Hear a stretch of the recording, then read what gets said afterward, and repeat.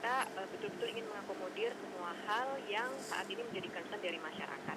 Jadi kita mencoba untuk bisa tetap melayani, tapi dengan tetap melakukan protokol. Dan tadi yang disampaikan oleh Pak Agus bahwa kita melibatkan kementerian yang lain, jelas kita harus melibatkan kementerian yang lain, melibatkan juga lembaga-lembaga yang lain. Karena betul ini transportasi ini kan salah satu infrastruktur pendukung ya. Tapi bagaimana orang ini tetap dijaga kesehatannya, ini harus instansi lain juga yang membuat ketentuannya. Demikian. Baik, kita akan berbicara mengenai bagaimana kemudian menjamin protokol kesehatan tetap kemudian ditegakkan dan dari maskapai sendiri bagaimana kemudian upayanya. Kita akan lanjutkan kembali perbincangan, tapi kita ikuti jeda berikut terlebih dahulu.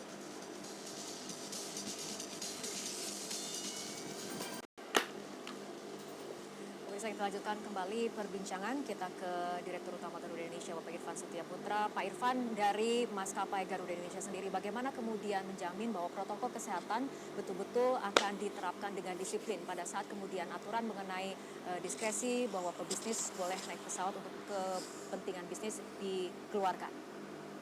Ya, tapi sebelum saya masuk ke situ, saya mungkin mau menjelaskan ya. Jadi tolong dipahami ketika Garuda mengusulkan penerbangan terbatas, itu dalam kerangka kita menjamin konektivitas. Jadi this is nothing to do dengan mencoba mencari tambahan dana untuk kelangsungan hidup operasi Garuda. Ini saya ingin tegaskan. Oleh sebab itu kita akan terbang kalau memang nanti diizinkan ke lokasi-lokasi tetapi sangat terbatas. Jadi bukan sehari 5 kali gitu segala macam. Yang kedua, kita akan terapkan protokol kesehatan sesuai dengan apa yang sudah disepakati.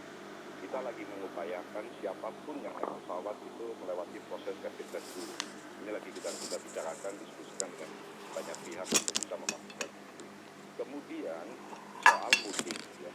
Saya pikir kita nggak usah terlalu berpikir negatif karena menurut saya masyarakat sudah sangat percaya bahwa mudik itu berbahaya.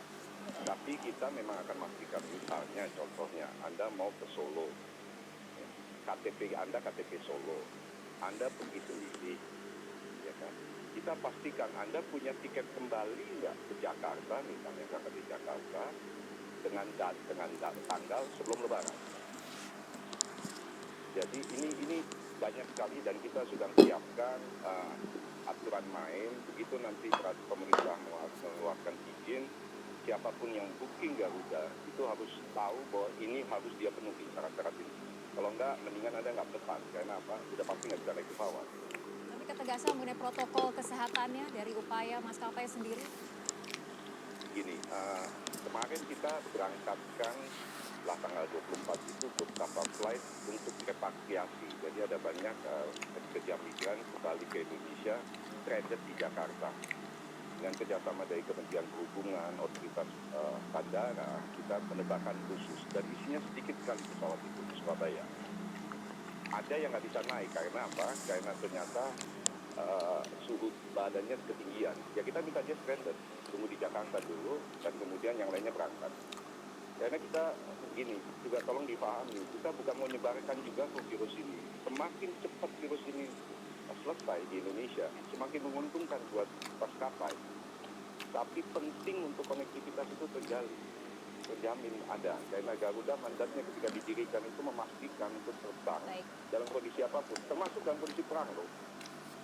Jadi salah satu pertimbangannya adalah yang ingin ditegaskan oleh Garuda Indonesia adalah ini mengenai konektivitas seperti itu ya Pak Irfan. Kita akan langsung tanyakan kepada Pak Agus. Pak Agus, bagaimana tanggapannya bahwa salah satu yang menjadi pertimbangan adalah bagaimana mempertahankan konektivitas itu sendiri? Iya, kita memang tidak total lockdown. Oke, itu sudah diambil oleh Presiden meskipun mazhab saya dari lockdown karena kalau mau cepat. Nah, tapi sekarang apapun alasannya, buat saya sih oke-oke saja. Asal itu bisa dijamin dan tidak ada diskriminasi. Kalau itu tidak ada diskriminasi, silakan. Orang juga banyak kok di negara lain kan juga begitu. Stranded di mana ya sudah.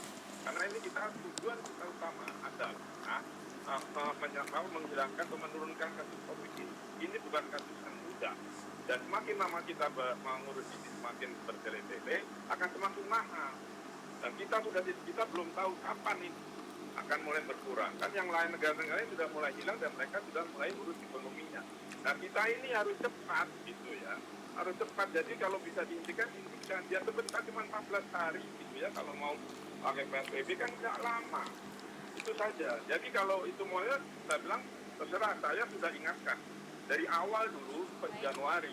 Saya ingatkan segera tutup bandara yang banyak datang flight dari Cina, tapi nggak dilakukan karena turis banyak. Terserah. Baik, baik Pak Agus, kita kembali ke Bu Adita. Bu Adita, ini untuk syarat ataupun bisnis yang memang sebetulnya nanti akan diatur, yang diperbolehkan ataupun mendapat dispensasi, kategori jelasnya, pebisnis seperti apa? Begini Mbak, ini sebenarnya saya tidak ingin terlalu banyak bicara soal pebisnis karena nantinya aturan kami ini akan jauh lebih daripada ya, karena kita juga sadar bahwa ada juga membutuhkan pengembangan seperti tenaga yang kemudian harus menyelenggarakan supply power misalnya. Ini hal-hal yang mungkin tidak terpikirkan ya, tapi ini kemudian itu. Jadi bukan semata-mata bisnis, karena kemudian yang akan kita buat ini akan lebih luas dari itu. Dan sekali lagi ini akan berlaku untuk semua, tapi tetap dengan menegakkan protokol kesehatan bekerjasama dengan kementerian dan instansi yang memang menangani. Dan sekali lagi kita juga harus memastikan bahwa tujuannya adalah untuk memutus rantai penyebaran COVID-19. Baik, Bu Adita, terakhir, bagaimana memastikan agar diskresi seperti ini tidak disalahgunakan oleh pengguna jasa penerbangan untuk mudik? Ya, tadi sudah didengarkan dari Pak Dirut Garuda ya, bahwa kita semua pasti akan komit untuk itu. Kita tidak adalah yang ingin kemudian menjadi pihak yang menjadi penyebar dari COVID-19 ini. Kita punya itikat yang baik bersama, tapi tentunya kami juga pasti akan membangun sistem dan kemudian ketentuan-ketentuan yang membuat stakeholder ini akan comply atau akan patuh kepada ketentuan ini. Ada pengawasan, ada sanksi, ada nanti juga pengendalian. Jadi saya pikir ini memang satu, kita mulai dari itikat baik, yang kedua membangun sistem pengawasan termasuk penegakan hukum. Demikian Mbak. Oke, baik, kita tunggu bagaimana aturan jelasnya nanti yang akan diberlakukan oleh Kemenhub. Terima kasih Bu Adita Irawati, Jubir Kemenhub, dan tadi kita juga sudah berbincang bersama Bapak Irfan Setiaputra, Direktur Utama Garuda Indonesia. Pemirsa, 5 hari diberlakukannya larangan mudik, sebanyak 5.800 kendaraan pemudik di wilayah Dirlantas Polda Metro Jaya telah dipulangkan ke lokasi asalnya. Kita akan berbincang mengenai hal ini, tapi kita ikuti jeda berikut terlebih dahulu.